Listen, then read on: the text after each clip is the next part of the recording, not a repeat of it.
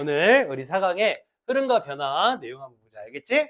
우리가 3강에서 배웠던 게 이제 어떤 과정을 좀 배웠는데 사실은 크게 다르진 않아. 근데 어떤 내용이 있을 때 그것이 이제 흘러가는 변화에 대해, 그러니까 흐름에 대해서 어떤 변화가 일어나느냐, 이걸 이제 키워드로 보는 지문이거든. 그래서 이런 것들은 보통 어디에서 많이 나오냐면 이제 과학 지문에서 많이 나와. 왜냐하면 과학 지문이 어떤 가설이 나오고 그 가설에 대해서 이것이 맞았다 틀렸다 반증을 주고, 그렇지. 그런 다음에 이것이 새롭게 변하고 이런 부분이 있기 때문에 그러한 부분인데, 첫 번째 보는 지문이 이제 그것과 좀 관련이 있는 지문들이야. 자, 한번 볼까? 그러니까 여기선 과정을 또 중요하게 생각하면 돼. 한번 읽어보자. 우리가 사물을 시각적으로 인식할 수 있는 것은 눈으로 들어온 빛에 망막에 신경조직이 반응하기 때문인 거야. 그러니까 지금부터 이 사람이 설명하는 게 뭐냐면, 우리가 어떤 사물들이라고 하는 것을 시각적으로 인식할 때 우리가 어떻게 하느냐. 자, 중요한 거 뭐가 들어와야 돼? 눈으로 뭐가 들어와야 돼? 빛이 들어와야 돼. 그런 다음에 이 빛이 딱 들어오면은 망막의 신경 조직층이 무엇을 이루게 된다? 반응을 이루게 된다. 그럼 사실 우리는 여기서 딱 끝나야 돼. 무엇을 읽을 건가를. 그러니까 쉬운 거지. 핵심은 뭐냐면 사물을 시각적으로 인식하는 뭐가 나올 것이다? 어떤 과정이 나올 것이다 라고 하는 얘기고. 맞지? 그럼 그 과정에서 핵심이 되는 키워드는 뭐냐? 이거지. 그러니까 빛이 들어왔을 때 망막의 신경조직이 어떻게 반응하느냐. 그런데 이 반응하는 어떤 과정을 거치게 될 것이냐. 이해가 됐어? 오케이, 다음 읽어보자. 망막의 신경조직층은 안쪽층인 신경절 세포가 있고 중간층인 양극세포가 있고 바깥층인 광수용기로 이루어지는데, 이렇게 돼 있어. 자, 그럼 이제 어느 정도 공부를 했으니까 보자. 망막의 신경조직층이 이런 걸로 이런 걸로 이런 걸로 이루어져 있어요. 몇 가지가 있니? 세 가지가 있거든. 그러면 이 과정 중에서 얘네들이 각각 무엇을 하겠어? 역할을 하게 되는 거지. 그럼 이제 전체적으로 글을 볼 때 간단해지는 거야. 자, 빛이 들어왔어. 망막의 신경조직이 지금부터 반응을 할 거야. 자, 어떻게 반응하는지 그 과정을 보여줄게. 그런데 중간중간에 신경절 세포, 양극세포, 그 다음에 광수용기라고 하는 것들이 어떤 역할을 하느냐. 또 이들이 이런 역할을 하는데 또 다른 중요한 요인들은 없는지. 이제 거기에서 포인트를 맞추고 초점을 맞추고 글을 읽으면 글이 되게 시원하게 떨어지는 거야. 알겠지? 그럼 한번 시작해보자. 그림은 뭐 처음에 설명하는 게 이제 뭐부터 설명을 하죠?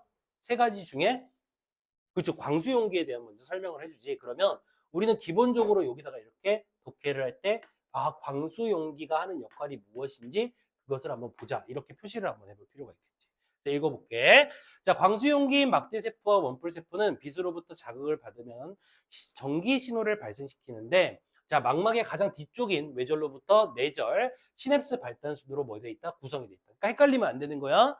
자, 지금은 광수용기 설명하지. 광수용기는 막대세포, 원뿔세포인 이 두 가지는, 광수용기에는 이 두 가지가 있어. 막대세포와 원뿔세포가. 어렵지 않지? 그런데 빛으로부터 자극을 받게 되면은 여기서 무엇을 해줘? 전기 신호를 발생시켜줘. 다시 말하면 광수용기는, 자, 빛이 들어오면 전기 신호를 발생시켜주는 역할을 한다라고 하는 게 첫 번째 설명이고, 그 다음에 망막의 가장 뒤쪽인 외절로부터 뇌절, 시냅스 발단순으로 뭐가 돼 있다? 구성이 돼 있다는 거지. 그러면 광수용기의 구성은 외절, 뇌절, 시냅스 발단, 이렇게 구성이 돼 있다는 게. 그럼 다시 외절, 뇌절, 시냅스 발단이 어떤 역할을 해주는지 보겠지. 그러면 그것이 광수용기가 하는 역할로 규정질 수 있겠지. 어렵지 않지? 좋아. 그 다음 가보자. 외절은 평평한 원반이 여러 겹에 쌓여있는 구조로 막대세포에서는 막대 모양, 원뿔세포에서는 원뿔 모양으로 생겨 빛의 자극을, 자, 뭐 한다? 감지하는 역할을 해준다. 체크. 됐지? 다음. 외절에서 빛의 자극을 감지할 수 있는 이유는 빛을 받으면 화학적 변형을 일으켜 활성화되는 광색소가 박혀 있기 때문이다. 다시 말하자면 빛의 자극을 감지한다. 왜 감지할 수 있느냐? 화학적 변형을 일으킬 수 있기 때문인 거지. 어디에선? 외절에선. 그런데 화학적 변형은 왜 일으키느냐? 광색소가 있기 때문에. 자, 내용을 좀 정리해 볼 필요가 있겠네. 그죠? 다시 앞으로 넘어갔을 때 일단 이 사람이 지금 우리에게 설명하고 있는 것은 뭐냐면, 가장 큰 내용은 망막의 신경 조직층에 대한 설명을 먼저 해주고 있는 거야. 맞지? 그 다음, 이 망막의 신경 조직층에는 세 가지가 있는데, 물론 이제 순서가 좀 맞진 않지만, 첫 번째로 나오는 게 광수용기라는 애가 있고, 그렇지? 자, 두 번째는 뭐가 있을까? 여기에 보는 것처럼 신경절 세포라는 게 있지. 맞지? 이렇게 나눠보는 거야. 신경절 세포라는 게 있고, 그 다음에 마지막 요 세 번째가 있는데, 자, 요 세 번째 내용은 뭐가 있다라고 하면 양극세포라는 게 있어. 자, 이렇게 세 가지가 있단 말이야. 그래 놓고 다시 무엇에 대한 설명을 해주느냐라고 하면 이 광수용기라고 하는 것이 무엇으로 구성되어 있냐 그랬더니 다시 외절이라고 하는 게 있고. 그렇지? 자, 그 다음에 뭐가 있어? 내절이라고 하는 게 있고. 마지막으로 뭐가 있다라고 하는 거? 여기에 보니까 외절, 내절, 시냅스 말단이라고 하는 요 구성들이 있다. 이렇게 우리가 나눌 수가 있고, 그 다음에 필요한 정보로 받았을 때 광수용기는 일단 종류가 있지, 그지? 두 가지 종류가 뭐예요? 선생님이 종류라는 말이 여긴 나오진 않았지만 이 사람이 설명을 했어. 광수용기는 무엇과 무엇이 있다. 이렇게 설명했어. 여기지? 광수용기인 막대세포와 원뿔세포. 됐니? 오케이. 그러니까 광수용기에는 막대세포가 있고, 그 다음에 원뿔세포가 있고. 자, 얘네들은 외절이라는 곳에서 막대 모양을 하고 있으면 막대세포, 그 다음에 원뿔 모양을 하고 있으면 원뿔세포라고 얘기를 하고, 그렇지? 그 다음에 이제 외절이 하는 결정적인 역할은 뭔다? 빛의 자극을 감지한다. 빛의 자극을 감지해주는 그러한 역할을 한다. 이렇게 보는 거지. 그리고 빛을 받으면 화학적 변형을 일으키기 때문에 빛의 자극을 감지하는 거고, 결국에 이 빛의 자극을 감지할 수 있는 이유는 이 외절에는 무엇이 있기 때문이냐 그랬더니 광색소라는 게 있기 때문에 그러하다. 이렇게 보는 거야. 그러면 이제 두 번째 문단까지 우리의 내용들은 끝나가는 거야. 이해가 되지? 다음. 빛에 의해 광색소가 활성화되면 시각적 인식을 위한 신호활동 과정이 뭐 된다? 시작하게 된다라고 하는 거지. 결국에 우리가 사물을 시각으로 인식할 때 가장 먼저 시작하는 건 이 외절로부터 시작을 한다는 얘기지. 빛의 자극을 받으면 감지하게 되는 것부터 시작을 하는 거지. 됐지? 자, 그런데 이번에는 뭐에 대한 설명을 하냐면 다시 광수용기가 활성화되는 과정은 지금부터 이제 광수용기가 활성화되는 거야. 이해가 됐어? 오케이. 그때는 자, 두 가지로 나눠서 볼 수 있는데, 자, 어두울 때와 밝을 때 이 두 가지로 나누는데, 어두울 때는 빛의 자극을 전기 신호로 바꾸는 과정은 광수용기가 탈분극되는 방식으로 이루어지게 된다라고 하는 거야. 그러니까 지금 우리가 보고 있는 게 뭐냐면, 우리가 보고 있는 게 이제 이 광수용기라고 하는 건 결국에 빛의 자극을 감지하는 역할을 해주는 거잖아. 맞지? 근데 이 빛이라고 하는 게 두 가지가 될 수가 있다는 거지. 어떨 때 감지되느냐? 두 가지로 나누어 봤을 때 어두울 때와 그 다음에 밝을 때. 그렇지? 자, 요 두 가지가 있다는 거야. 그러면 어두울 때 이 광수용기에서 빛을 감지할 수 있었던 빛을 감지할 수 있는 것은 어떤 과정이 있기 때문이냐 그랬더니 바로 탈분극이라고 하는 과정이 있기 때문에, 탈분극이라는 과정 때문에 어두울 때 빛의 인지를 받을 수가 있다는 얘기야. 그럼 어떤 과정인지 볼게. 광수용기의 내부에는 CGMP라는 물질이 있는데 CGMP는 어두울 때 농도가 높아진다. 농도가 높아진 CGMP는. 그러니까 중요한 거는 일단 이거부터 체크를 해야겠네. 자, 농도를 높이는 게 먼저 중요하죠. 어두울 때 빛을 받으면 CGMP의 농도가 높아지겠지. 그지? 자, 이것을 첫 번째라고 하자. 과정을 보는 거니까. 자, 광수용기의 외절 세포막에 있는 그 다음에 나트륨 이온 통로를 활성화시키게 돼. 자, 두 번째는 뭐가 된다? 나트륨 이온을 뭐하게 된다? 활성화시켜주게 만들게 되는 거야. 그런 다음에 나트륨 통로가 활성화되면은 나트륨 이온이 내부로 유입되는데 이 과정을 뭐라고 한다? 탈분국이라고 한다. 세 번째는 뭐냐? 이렇게 통로가 만들어지면 나트륨 이온이 뭐 된다? 내부로 유입되게 된다 이 말이 되는 거야. 이런 걸 탈분국이라고 한다는 거지. 그러니까 전반적으로 보자. 어두울 때 빛이 들어오면 우리 그 외절에는 cGMP라고 하는 이 물질이 있는데 이 물질에 뭐가 높아져? 농도가 높아지면서 자 나트륨 통로가 어떻게 나트륨 이온 통로가 어떻게 돼요? 활성화되고 그러면 나트륨 이온이 어떻게 돼? 내부로 유입되게 되는 거죠. 그렇지. 이게 포인트야. 이걸 탈분국이라고 하죠. 그 다음 볼까? 탈분국이 이루어지면 시냅스 말단에 칼슘 이온 통로가 활성화되게 돼. 자, 탈분국이 일어났어. 그러면 네 번째. 자, 이번엔 시냅스 말단에 있었던 칼슘 이온 통로가 활성화가 돼. 그리고 칼슘 이온 통로가 활성화되면은 그렇지. 칼슘 이온이 시냅스 말단으로 유입되면서 신경 전달 물질의 분비가 촉진된다 이렇게 얘기를 하는 거야. 다시 말하면 또 다른 게 뭐냐? 이번엔 칼슘 이온이 시냅스 말단으로 뭐돼? 유입이 돼. 그러니까 어려운 거 아니잖아. 그러니까 다시 말하면 cGMP의 농도가 높아지면 나트륨 이온의 통로가 활성화되고 그럼 나트륨 이온이 들어오는 거지. 맞지? 이해가 됐어? 그런 다음에 이걸 탈분국이라고 하고 이게 이루어지게 되면은 그 다음에 칼슘 이온 통로가 활성화되고 얘가 들어오게 되는 거지. 어렵지 않잖아. 근데 어디에 들어오느냐 이제 체크를 좀 해놓는 거겠지. 시냅스 말단으로 들어온다. 다음, 자 시냅스 말단은 양극세포와 연결되어 있는데 시냅스 말단에서 분비된 신경 전달 물질은 양극세포를 이번엔 뭐 시켜줘? 활성화 시켜주게 된다는 거지. 다음, 양극세포는 활성화되면 억제 작용을 한다. 즉, 양극세포는 신경절 세포와 접하고 있어서 활성화될수록 신경절 세포를 뭐하게 해주는 역할을 한다. 양극세포가 활성화되면 자연스럽게 신경절 세포가 뭐 된다? 억제되게 되고, 자, 억제된 신경절 세포는 뇌까지 연결되는 시신경을 뭐 시켜주게 되고, 비활성화 시켜주게 되고, 또 다른 과정을 보는 거야. 시신경을 비활성화 시켜주고, 이에 따라 우리는 어두움 속에서 사물이 잘 보이지 않는다고 느끼게 된다는 거지. 이해가 됐니? 자, 다시 정리해보자. 우리는 어두울 때 말이야. 탈분국이 일어날 때 빛을 잘 감지를 못하지.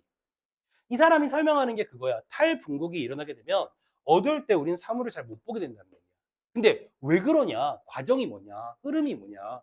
라고 했을 때 cGMP의 농도가 높아지면은 나트륨 이온의 통로가 열리고 나트륨 이온이 내부로 유입되고 그러면 탈분국이 일어나게 돼. 그러면 시냅스 말단에 있었던 칼슘 이온 통로가 활성화되면서 이것이 다시 시냅스 말단으로 유입이 되고 알겠니? 그럼 시냅스 말단에는 뭐가 있느냐? 양극세포라는 게 있는데 이게 활성화되는 거야. 그러면서 다시 신경절 세포를 억제하게 되고 시신경을 비활성화가 뭐야? 활동하지 못하게 만들어 버린다는 거지. 그러면 어두울 때 잘 안 보이게 된다. 이게 되는 거야. 이게 과정인 거야. 우리 교재 표시하셨어? 오케이. 됐니? 다음으로 가보자. 자, 이번엔 두 번째. 그러면 어두울 때는 빛을 잘 우리가 못 보는 이유를 탈분국이라는 과정을 통해서 알았어. 맞지? 자, 그러면 이번엔 밝을 때야. 그럼 반대로 가야지. 왜 밝을 때는 잘 보이냐 이거야. 빛이.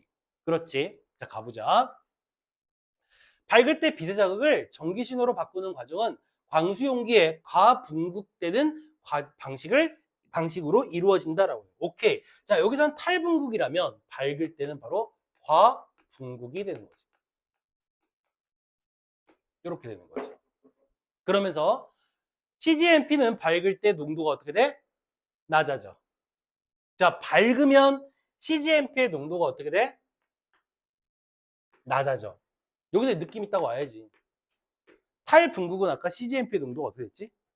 높아지면서 시작했지. 얘는 낮아지는 거야. 그러면 결국에 탈분국과 과분국은 과정이 어떨까? 반대가 되겠지. 그치? 이해가 됐어? 다음 가보자. 자, 농도가 낮아진 cGMP는 외절 세포막에 있는 나트륨 통로를 똑같아. 비활성화시켜 이번에. 그냥 반대로 가는 거야. 잘 보면은. 비활성화시키지. 자, 그렇게 되면 나트륨 통로가 비활성화되면 나트륨 이온의 유입은 멈추고 자, 이번엔 요게 뭐가 유출이 된다? 칼륨 이온이 유출이 되는 거야. 이해가 됐니? 세 번째 과정이 되는 거야. 다시 말하면 cGMP는 어두울 때 농도가 높아져. 그래서 나트륨 이온의 통로를 활성화시켜줘서 그게 유입이 돼. 그런데 과분국 같은 경우는 반대란 얘기잖아. cGMP의 농도가 낮아지면은 나트륨 통로가 비활성화가 돼. 통로가 안 만들어진다는 얘기야. 그렇게 되면은 자 안에 있던 이번엔 칼륨 이온이 유출이 돼버리는 거야. 밖으로 나와버리는 거야. 자 다음 이 과정을 가분국이라고 하는데 가분국이 이루어지면 자 이번엔 시냅스 말단에 칼슘 이온 통로는 그냥 그대로 가는 거야. 이번엔 비활성화 되겠지 당연히. 그런 다음에 칼슘 이온 통로가 비활성화되면 신경 전달 물질의 분비가 감소되겠지. 아까는 많아졌는데 이번엔 감소되겠지. 맞지? 자 그런 다음 신경세포 물질이 감소하면 양극세포가 비활성화되어 억제작용을 어떻게 하지 못한다? 하지 못하게 돼. 아까는 어떻게 했어? 억제작용을 했거든. 근데 이번엔 못해. 그래서 즉 양극세포가 비활성화될수록 신경절 세포의 작용을 억제하지 못하게 되는 것이다. 그렇게 되면 억제되지 않은 신경절 세포에서 발생하는 전기신호양이 어떻게 되고? 많아지게 되고 전기신호양이 많아지게 되고 그에 따라 시신경이 활성화되면서 우리는 발그대 사물을 잘 볼 수 있게 해준다. 결국에 자 탈분국이라고 하는 과정은 어두울 때 우리가 어떤 사물을 잘 인지하지 못하게 만든다면 알겠지? 자 과분국은 밝을 때 잘 인지할 수 있게 만들어준다. 어때? 이해했어? 과정을 잘 봤니? 그러니까 포인트는 뭐냐면 이거를 읽으면서 이해를 할 수 있으면 너무 좋은 거지. 그런데 과정이라고 하는 게 왜 중요하냐면 일단 선생님이 이렇게 한 것처럼 스스로 미리 표시를 해놓는 거지. 어쨌든 이건 시험에 나올 수밖에, 문제에 나올 수밖에 없는 내용이니까. 그럼 내가 머릿속에 인지가 안 되더라도 1, 2, 3, 4, 5, 6까지 표시를 쭉 해놨다면 아 나중에 문제를 풀 때 다시 돌아가서 볼 수 있는 그런 길잡이가 될 수 있기 때문에 이런 습관들이 굉장히 중요하지. 뭐 핵심은 그거야. 일단 읽으면서 이해하는 거. 그게 제일 중요한 거지. 알겠지? 다음. 자, 이번엔 망막에는 막대세포가 원뿔세포보다 30배 이상 많이 분포된다. 원뿔세포가 망막의 중앙에 집중되어 있는 것과 달리 막대세포는 원뿔세포가 밀집된 주변부에 넓게 분포가 된다. 뭐 설명하는지 지금 보여. 일단 망막에 있는 그렇지 광수용기 중에 첫 번째가 뭐에 대한 설명? 막대세포에 대한 설명과 두 번째는 원뿔세포에 대한 설명을 해주는 거야. 광수용기에 있는. 여기 있었잖아 아까. 그렇지? 자, 그 다음 읽어보자. 막대세포는 파장에 따른 반응 정도가 다르지만 종류가 하나이기 때문에 색상의 차이를 감지하는 것이 아니라 세기의 차이를 뭐하게 돼? 역할이야. 감지하게 돼. 자, 막대세포는 빛의 세기의 차이를 감지하는 역할을 하는 거야. 아, 눈부셔. 뭐가 자극됐냐? 막대세포가 자극된 거야. 됐지? 다음.